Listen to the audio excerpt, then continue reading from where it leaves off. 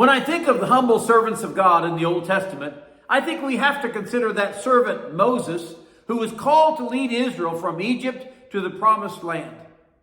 Good morning, I'm Pastor Ernie Lewis of the Blue Point Church in Sisney, Illinois, with your thoughts for Thursday. We know that God prepares our lives for a plan that He has for us to move among His people.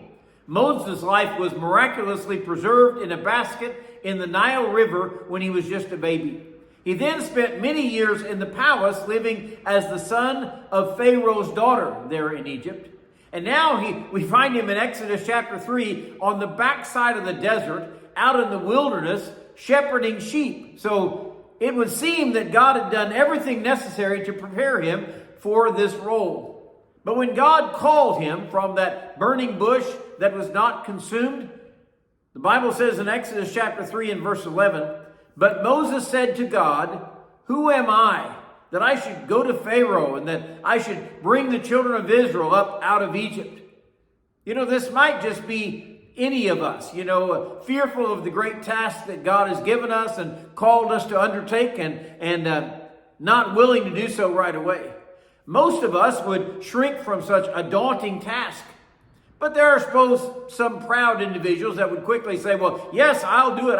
I'm surely the best man for the job." But even after God had described the task that He was giving to Moses to speak to Pharaoh, He countered with another humble assessment of his ability. "Oh, my Lord, I'm not eloquent. Neither before nor since you have spoken to your servant, but I am slow of speech and slow of tongue."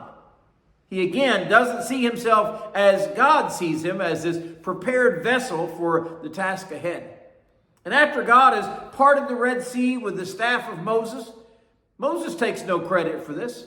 Instead, he sings the song of Moses in Exodus chapter 15, who says, "Who is like you, O Lord, for power and for might?" It is only Moses who is called to join God on the top of Mount Sinai, to hear from Him His great words of law for the people, and to see God's glory, to spend time with Him there until His face shines when He comes down off the mountain.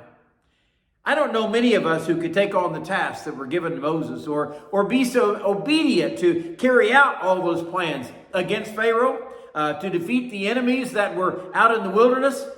But Moses was called from the backside of the desert to lead captive Israelites away from Pharaoh into a promised land. He ultimately did disobey God when He struck the rock to bring water, because he was overcome by anger at these Israelites, and he let that get the best of him. But he was faithful to speak for God, to receive the laws for God's people. And by the way, in Numbers chapter 12, he is also described by God when Aaron and Miriam are rebelling against Moses' leadership. The Lord said, "Now Moses was very humble, more than all men who were on the face of the earth." Wow.